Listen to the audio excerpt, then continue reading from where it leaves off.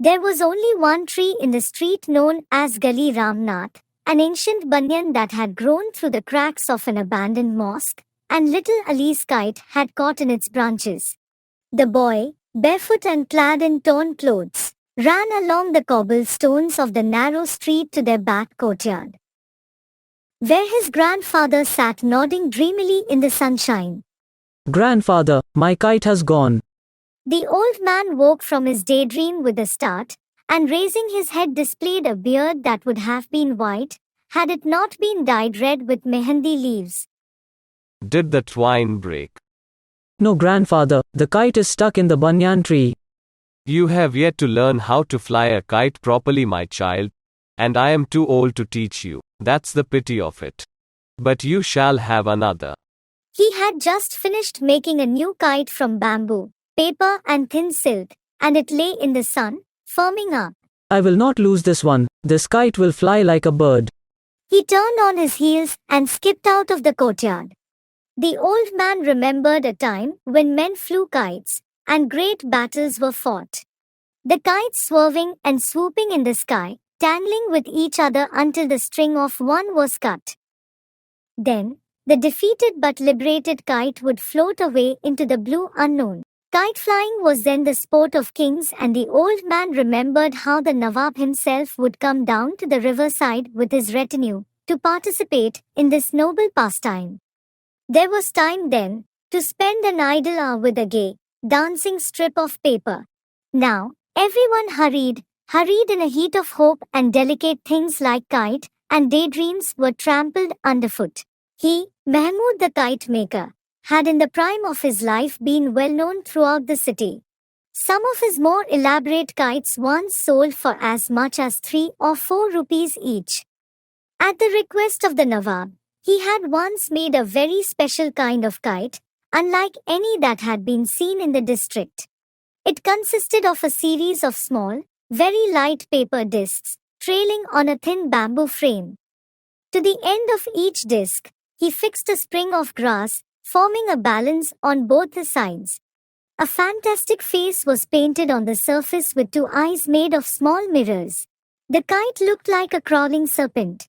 Everyone had heard of the dragon kite that Mahmud had built, and word went around that it possessed supernatural powers. A large crowd assembled in the open to watch its first public launching in the presence of the Nawab. At the first attempt, it refused to leave the ground. And then the wind came and the kite soared into the sky. As it went very high, it pulled fiercely on the twine, and Mahmud's young sons had to help him with the reel. But still the kite pulled, determined to be free, to break loose, to live a life of its own. And eventually, it did so. He did not make another like it, and instead he presented to the Nawab a musical kite, one that made a sound like a violin when it rose in the air. Those were more leisurely, more spacious days. But the Nawab had died years ago, and his descendants were almost as poor as Mahmud himself. Kite makers, like poets, once had their patrons, but today, no one knew Mahmud, simply because there were too many people in the gully and they could not be bothered with their neighbors. But there was this boy, his grandson. It was good that Mahmud's son worked close by, for it gladdened the old man's heart to watch the small boy at play in the winter sunshine, growing under his eyes like young and well-nourished sapling putting forth new leaves each day. There is a great affinity between trees and men. We grow at much the same pace, if we are not hurt or starved or cut down.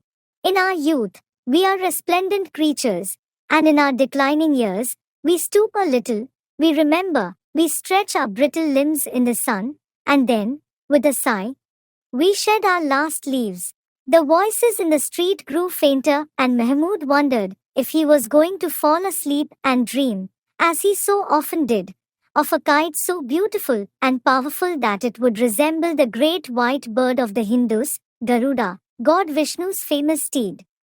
He would like to make a wonderful new kite for little Ali. He had nothing else to leave for the boy. He heard Ali's voice in the distance but did not realize that he was calling him. The voice seemed to come from very far away. Ali was at the courtyard door, asking if his mother had yet returned from the bazaar. When Mahmud did not answer, the boy came forward repeating his question. The sunlight was slanting across the old man's head, and a small white butterfly rested on his flowing beard. Mahmud was silent, and when Ali put his small brown hand on the old man's shoulder, he met with no response. The boy heard a faint sound, like the rubbing of marbles in his pocket. Suddenly afraid, Ali turned and moved to the door. He then ran down the street shouting for his mother. The butterfly left the old man's beard and flew to the banyan tree, and a sudden gust of wind caught the torn kite and lifted it into the air, carrying it far above the struggling city into the blind blue sky.